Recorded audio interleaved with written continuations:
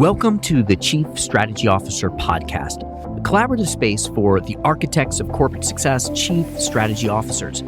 In today's interconnected world, no single leader has all the answers. Here, we foster a platform for knowledge exchange where executives who lead strategy can share their unique experiences in tackling complex challenges, navigating disruptive technologies, and driving impactful growth. The CSO role can be lonely and misunderstood, but what if there was a network dedicated to your success? Outthinker Network provides a supportive community of leading chief strategy officers offering time-saving solutions, trend insights, and invaluable peer connections. Visit outthinkernetwork.com to unlock the full potential of your role.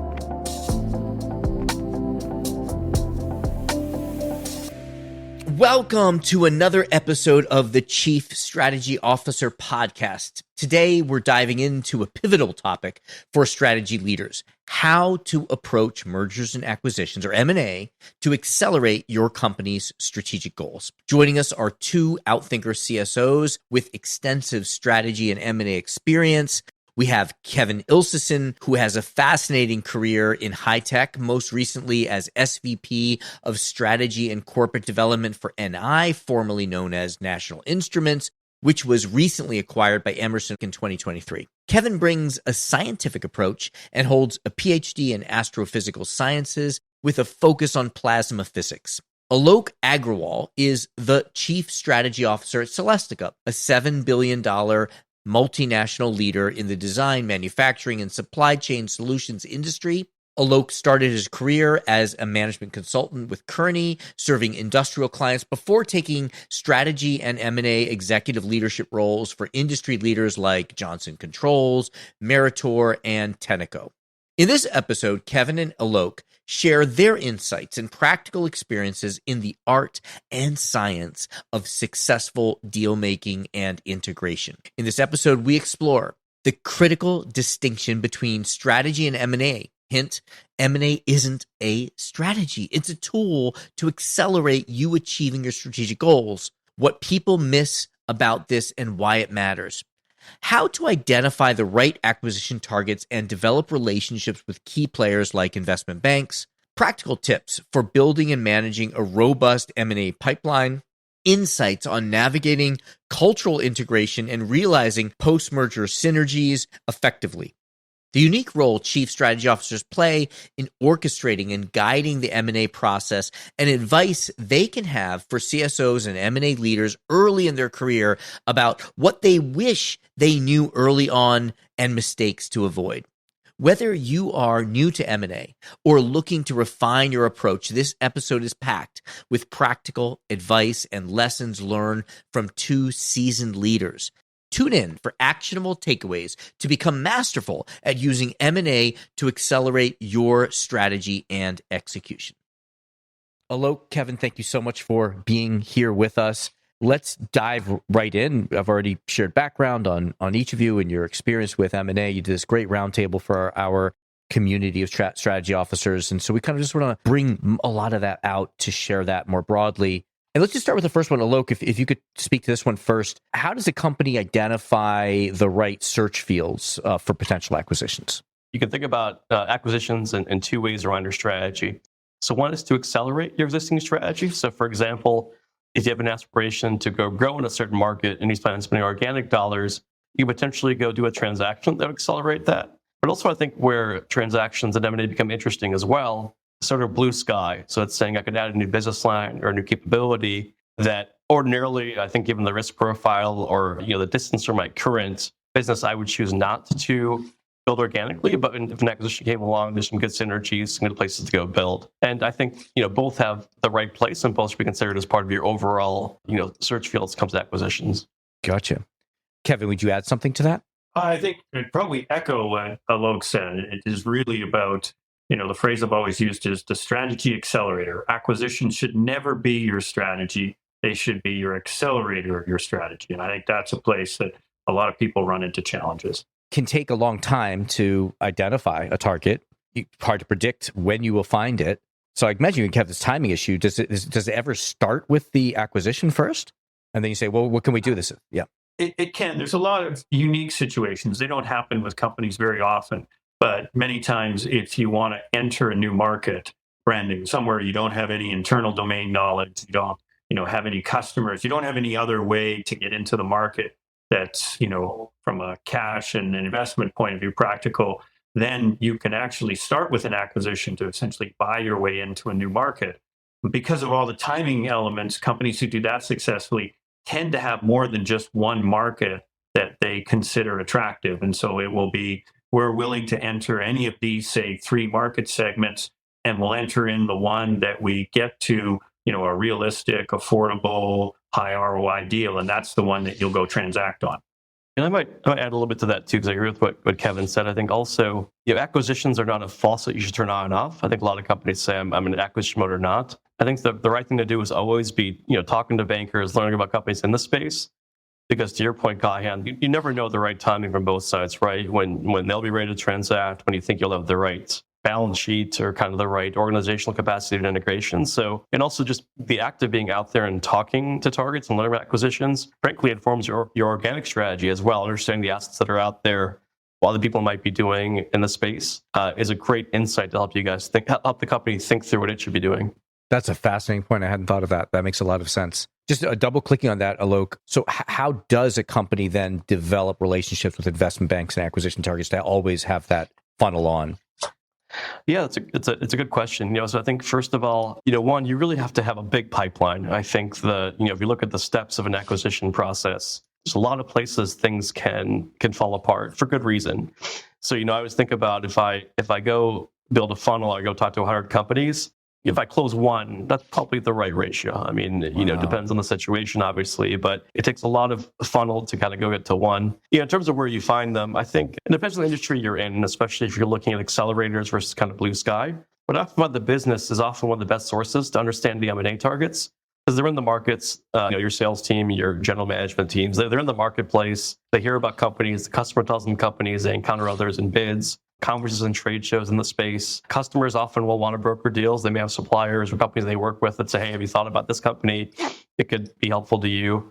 In our space, where I work in a lot of tech manufacturing, we actually, there's a lot of PE firms who have a lot of assets in the space. So we'll often find those PE firms as well and go talk to them. And I think obviously the big one, the one I list last, ironically enough, is investment bankers. They're a great resource, obviously, and they really have a lot of pipeline. The challenge is to think through the bankers. For one, they don't generally work for you per se. They won't work for the company they're trying to go sell. So you have to be aware of that as you have the conversation. And two is often, with a banker, understandably, they're focused on what's in their pipeline today and trying to figure out, kind of mentally in their mind, you give them your targets. Do you kind of meet one of the ones they're doing actively right now? So you've got to be careful as you talk to investment banks that it's a two-way conversation. And, often you can't necessarily presume that what you would tell them would be necessarily held fully in confidence, right? It may end up getting out. So you have to be a little bit thoughtful, I would say, as to how you interact with the banking community. But obviously, they're going to have the best line of sight to the deal flow. Yeah, it seems like a real balancing act. How much, say, I don't know what you call it, but direct versus through banks, and how do you know that you're spending the right amount of time? Because at 100-to-1 ratio of a pipeline, that can suck up all your time, but this isn't all you're doing. Either of you have a trick for knowing that you're balancing that right?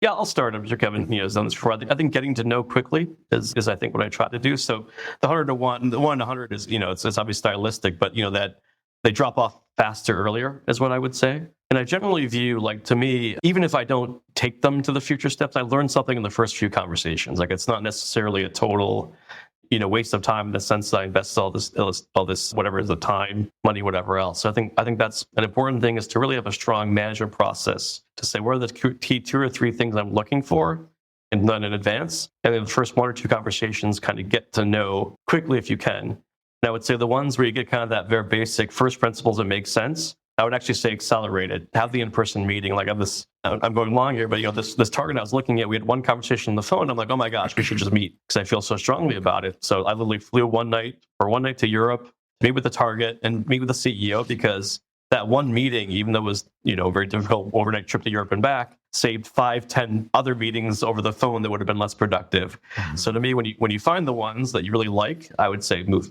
fast. And if I build on what Alok said, just from an analogy perspective, I found over the years that it's not that different than managing a sales funnel. And I think what we all teach our sales teams is that your primary goal is to qualify things out of the funnel. You want to be using your time effectively. And what Alok just described, again, the analogy, Alok, is like you said, you had your 2 or 3 key criteria. You want to qualify the ones out so that all you're really working are the ones that you think have a potential to work their way through the entire funnel. So then how do you measure, with Salesforce, you're always measuring Salesforce effectiveness. How do you measure M&A effectiveness, Kevin? So we run a very formal, in the companies that I've done, you have a very formal funnel management process that is very much like Salesforce in terms of, you have different probabilities, different phases, and you have objective criteria that you use to move an opportunity, it's an acquisition opportunity through that funnel. And a lot of that, those objective metrics are the kinds of criteria that Alok mentioned. And it comes down to having really key questions. What's the timeline on which you would be interested in an acquisition? You try to get to some form of price discovery to understand if, both sides are in the same zip code with regards to what a transaction might look like. And so, are you doing some kind of diligence? What are you finding out about their customers? So the different places that I've had the opportunity to manage those kinds of funnels, we have the equivalent Salesforce set of metrics to move you from the top to the bottom of the funnel. Just maybe add one point, because I agree with Kevin said, I think sometimes people may think they can't ask those questions early in the conversation about valuation, about kind of, what is your your intention with the company and where it goes. Obviously everything's situation dependent, but I think a lot of companies maybe want to do the dance for longer, I would call it, go back and forth and talk around the kind of 2 or 3 questions. I would say the quicker you can get comfort, relationship with the target to talk through the 2 or 3 questions quickly, the better. Which again goes back to, do you get on a plane and fly there just to say I can have dinner and then we'll get to know each other and have the trust to answer these 2 or 3 questions? Or do you kind of have 5 or 6 Zoom calls where you kind of, don't really get the key questions? Yeah, and a big distinction there, and it really depends on, both your size as an acquiring company and then the targets you're looking at. These are very, very different dialogues if you're talking about public companies versus privately held companies. And, is it privately held by a few close insiders or is it privately held through a PE? Then, and I think you need to be situationally aware of those ownership structures. But then I agree with Alok, you can have very pointed, and, I think especially with the privately held, I think what surprises a lot of people is when you ask these questions, it's not that they're trying to not answer your question, it's they probably don't actually know themselves. And if it's really an asset that you're interested in, you may have to actually work some of these privately held, founder-led or small insider-led companies. You have to help them through that journey as they think about separating from something that they probably spent 1 or 2 decades building up. And that's part of the process, to Alok's point. It's like you're sitting over dinner, you're helping them imagine what does, a different, world look like where you're not coming into the office every day and managing this company. And how does that look attractive to you? And you really have to help build that bridge to a transaction that's favorable for both sides. Yeah, that makes sense. So I'd like to step a little bit deeper now into the funnel. Let's go to due diligence. What are some of the key risks or potential risks that you identify during due diligence? Yeah, I think building on what we talked about a little bit, I think acquisitions should be accelerators of your strategy rather than the strategy, right? And I think where a lot of deals fall apart is, one, you made incorrect assumptions about the company or what you thought the asset looked like, which is okay. Or more concerning often is you realize you didn't really have a clear strategic thesis as to why you were buying them. And, then it tends to fall apart as you get through the diligence process. So, really cost synergies tend to be a little bit easier to estimate through diligence, right? Depending on the company around things like headcount, consolidations, purchasing scale, et cetera. Those are pretty straightforward. Often, though, where a lot of companies would look for is more revenue synergies, right? How does something grow, which can be much more difficult. But really the thesis that you put together has to really be clear. As if I were to own this company, how does the 1 + 1 = 3? And again, you can measure that in different ways, right? But really, it's going to be capital allocation, right? As if I'm the shareholder of this company and I'm deploying capital against it, how does that create value above my capital cost, wherever that is, right? So when you balance the time on diligence, it's almost similar to managing a funnel. Like early on, you really got to focus on the critical 2 or 3 questions that impact how you're thinking about it, right? So for example, it could be, well, this company has a certain customer profile. In the first phase, I really got to understand who those customers are, how sticky those relationships are, the competitive landscape. Or it can be, wow, this company has some really strong IP that I really want to get. The first phase, I'm going to go focus on hiring experts around the technology and saying, yep, this company's got a better widget or whatever the case may be. But, you really have to balance the time on where you want to spend your time in diligence, especially early on. And again, it depends on the deal dynamics too. You might be competing against 5 other bidders, it might be off market, whatever else. That will also factor in. But I think the biggest thing that I think Kevin and I have both seen this in our past, right, will be that diligence really is diligence. Often people automatically think, well, I've gotten to the IOI phase or LOI phase, and now I'm just going to go run my process. No, I mean, it's diligence, right? You can find things out you don't like. And in fact, if you do find things you don't like, you should walk away. You're ready to go do that and just say, listen, I made these assumptions, or I thought this was the rationale. It doesn't make sense. And there's cost to that, of course. Most likely in diligence, you will definitely spend management time. That's a given. But you may also spend, dollars on experts or lawyers and fees. But that's separate. That's a sunk cost. Like that's the reality no matter what. It's not a reason to go buy the company. So I think the lesson I would say is, one, have a very focused diligence process that you phase sort of prioritization up front of what really matters. And 2, I would say treat diligence like it matters. Like it's with clear gates to say, if I don't like this, this, and this, I am going to walk away and move to other targets. Kevin, anything you would add to the checklist or things to look out for in due diligence? Yeah, no, Alok was pretty comprehensive in his discussion. I'm going to reinforce a lot of times, and they give all kinds of cliches about a deal heat and other things, but sunk costs, you put a lot of effort into it. And one of the best practices I've seen is actually people who start with a set of assumptions or a set of, key, must be truths that they say, if any of these, we end up deciding is not true, we stop the deal. And so, one of the things that I've really found is that if you have clear walk-away criteria when you start that whole diligence process, then when you trip one of them, it's easier to step back and say, we all agreed, if this turned out to be false, we didn't want to do the deal. And when you had that discussion before, it's like, yeah, but we've been working on this 6 months and we're 2 weeks from signing definitive agreement, you make much better decisions. And some of those what must be trues can be pretty soft. Like we were, Kevin, together in Dallas a couple months ago, and one thing that came out was the cultural fit or lack of fit. A large company acquiring a smaller company for their culture and wanting to adopt the culture. So how do you guys consider culture on that due diligence list? No, that's probably one of the most important things that way. And I'll give you I often joke, and most of my corp dev colleagues agree. I said 9 times out of 10, when an acquiring company and a to be acquired company said our cultures are a great fit, what they mean is 2 management teams had a great dinner over wine and really enjoyed the evening, and that then defines we're a great cultural fit. It really needs to understand the cultures, and every company has its own culture. And in likelihood, it's going to be rare that you don't need some kind of a cultural evolution. So from both the diligence point of view, and it's hard to do it pre-diligence because people are holding things back.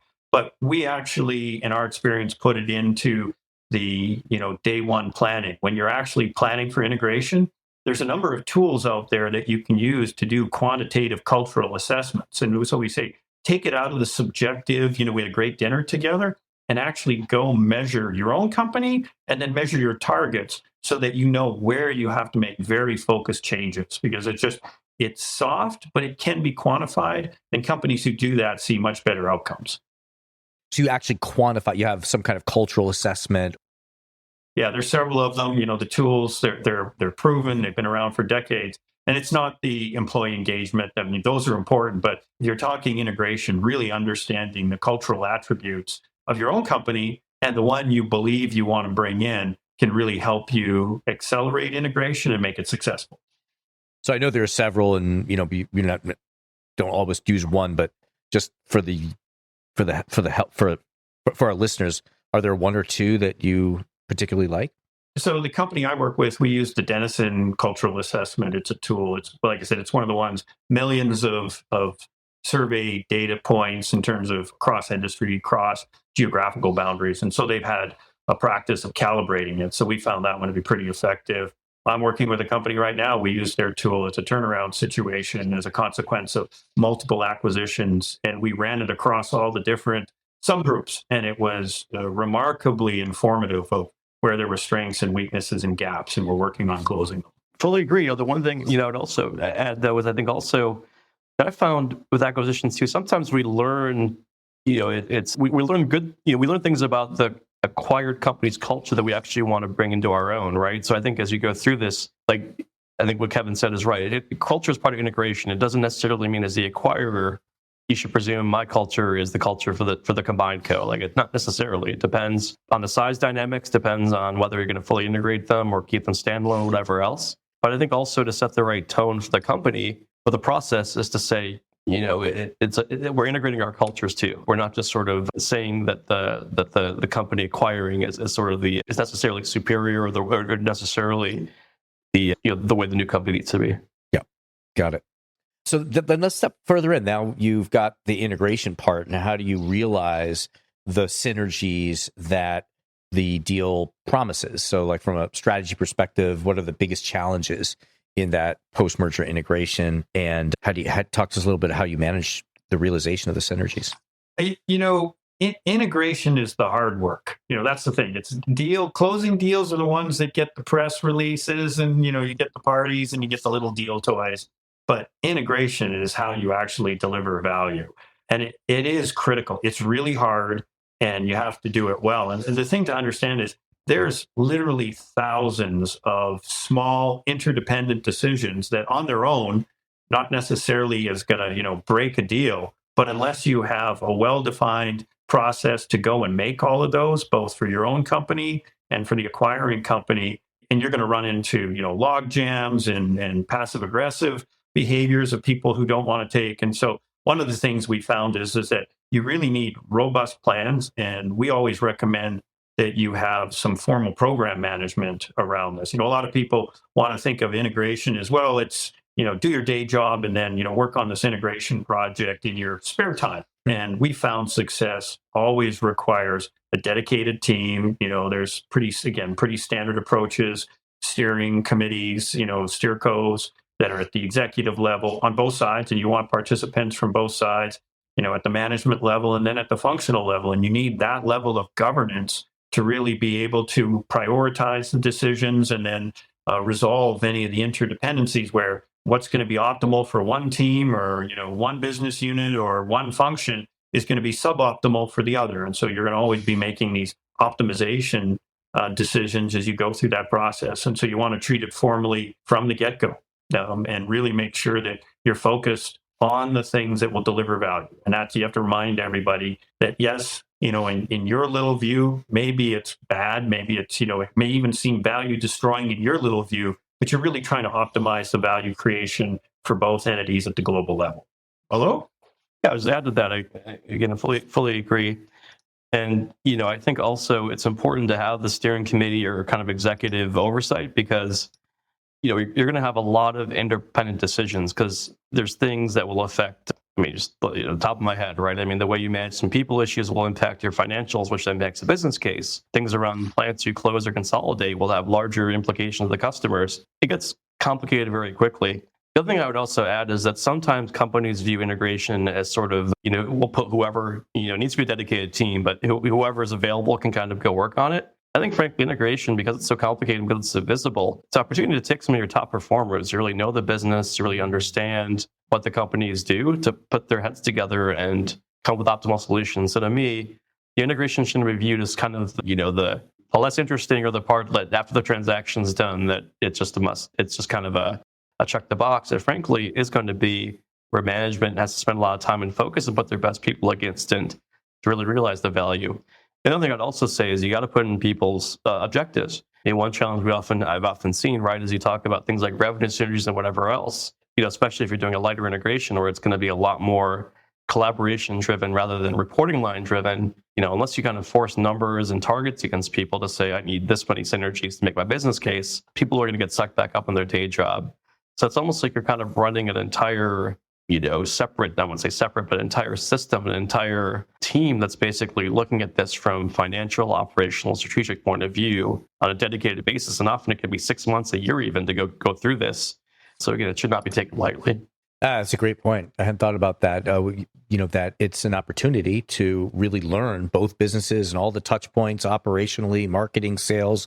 It is a great learning experience to really get that top management perspective. So let's talk, Ali. You, in a way, we're a little bit spoiled here because both of you are strategy officers that have had and have an M&A remit, like formally that is part, but many strategy officers do not. So my question is, when should the strategy office be involved in the process? Yeah, I'll start, and then Kevin could chime in. Yeah, I think so I've done it both ways. So I've had M&A formally or not formally. I think it's the M&A term. I think also has to be maybe broken down a little bit more. Right? I think there's to me, the strategy officer, no matter whether they own corporate development, right? I mean, corporate development is sort of the very important, but kind of the process basically of doing a deal. Things around the legal agreements, around valuation, around IOIs, and that's certainly very important. But there's kind of a process around that. I think whether you own that part of the process as in your CSO role, that's certainly up to the construct. I think what's non-negotiable or always important as a chief strategy officer, you should own kind of the upfront part that we've talked about around M&A. Mm-hmm. So obviously, as a chief strategy officer, you should have a very strong voice in developing the organic strategy for the company. And so you should come out of that and saying, okay, here's the strategy for the company, which generally should be done independent of the acquisition strategy we've talked about. And then you should be leading that conversation to say, based on the strategy, here are the fields I think we should go search for. Companies that look like this. They have operations here, relationships here, capabilities here. The financial profile looks like this. And, you should be kind of out there talking to investment banks, talking to companies and going through that process. When the handoff comes to corporate development, if you don't have that in your remit, it depends, right? It can be at the IOI stage when you've kind of made the first bid to say, yep, I want to potentially acquire you with these kind of basic terms. You could say that's a transition point, whatever else. But I think, a lot of corporate strategy officers I've seen, they feel kind of uncomfortable in that space because I think it's the remit of bankers. But to me, bankers, or ex-bankers internally, corporate development folks inside the company, they do play an important role, but it's more of a project management kind of running the process role. Mm-hmm. But how and why and where you go by and developing the right relationships should always be the remit of this corporate strategy, of the chief strategy officer, in my mind, regardless of where corp dev sits. Mm-hmm. Yeah, going back to our opening, yeah. Kevin, were you going to say something? Yeah, just building on what Alok said, and Cayenne with the Outthinker network that we're all a part of. I think we see different variations or flavors of both the chief strategy role and the strategy office. But I think one of the most important things is if you have that seat, if you have that responsibility, what the organization is going to really also be looking to you. And again, this is certain types, but your knowledge of the strategy and, again, there's the building the acquisition pipelines and helping. But the other part is I've worked in a number of companies, where there is more autonomy for acquisitions and funnel management, say maybe at the BU or a platform level. And so the CSO office is sitting above that. And there you need to be, have the respect and the ability to really go, challenge the assumptions and make sure that the strategic questions are being answered. And that's really your most critical role, is the really, really deep questions, or, the really focused questions that you're going to ask that dig into those assumptions and make sure that this really is a good fit. It really is a good accelerator, and you're not glossing over. And then that always puts you in, a little bit of, a constructive tension mode with maybe your peers. But I think that's, the top performing, the high performing chief strategy officers understand that that's one of the most critical parts of their role, on behalf of the entire enterprise, and play it well. Mm-hmm. Yeah. I think that really resonates with me. I almost think about as a CSO in general, you're kind of the orchestrator in chief, right? You're kind of the person that knows all the, knows all the pieces of the company. You should know the businesses. You kind of know, the finance of the company. You know all the pieces. So to me, you're kind of orchestrating the views of corp dev, the business, finance team, whatever else. So really, you should be the center of the M&A strategy and speaking with one voice as to the whole company's collective needs. I think the CSO has an opportunity to put themselves in that position. Yeah, opportunity.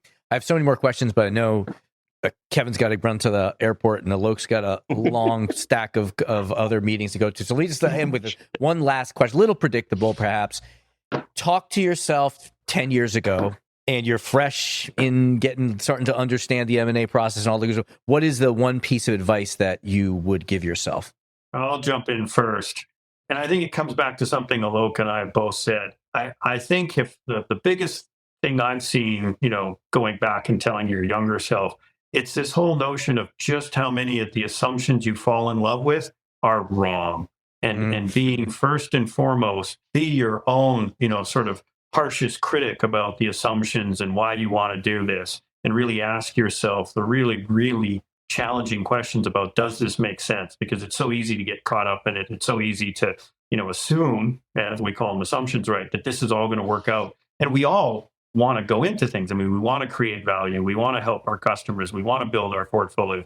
There's such a mindset that drives you towards the positive that I think being, much clever. And I remember, early on, quick anecdote, a deal that I'll even say, fell in love with tens of millions, and it was put to an end. And then you go out 6 months, you're like, how could I have even thought that was a good deal? Never mind signing on the dotted line. And so that's kind of a learning that I've tried to carry with me and instill, as I've been working with upcoming talent to really drive to them. Great advice. It's great. I think what I would say is, have a voice in the pipeline. I think the business, to me, I think a lot of the time, the chief strategy officer, the thing that I think I would, I've learned more recently, I can continue to want to do more of in the last 10 years, is more the blue sky thinking, right? It's really be in that seat. You're in an opportune place to not wait for the deals to come to you or have the business kind of say, we thought of this company. It's really think of your, kind of take a step back, think through in terms of a blue sky opportunity, what could be that really changes the strategy, because that to me is part of the role. Like no one else is really thinking about that. I mean, that's part of it, I think, where the chief strategy officer I always think through, right, is that you almost have to over-rotate with the blue sky thinker because you're almost blue sky thinking on behalf of the whole company because the rest of the company is running the business. So they're a lot more busy doing that day to day. But as a strategy officer, being in more of a functional role, you should have the time to go do that. So I think when it comes to M&A, don't view yourself simply as orchestrating, as I've talked about before, but also view yourself as one of the voices in the mix about where the company should be doing acquisitions. Got it. Super, super valuable advice for people who are listening. Kevin, Alok, thank you so much for taking the time to share some of your wisdom here with us. It sounds like a fascinating role, and we're all going to benefit from learning from your experience. Thank you. Well, Kyan, thanks for giving both of us the opportunity. Great session. And look forward, if there's any follow-up, happy to help. Thanks for listening to this episode of the Chief Strategy Officer podcast. To join a community of strategy leaders, visit outthinkernetwork.com/apply. Until next time, let's keep the conversation going and rewrite the future of strategy together.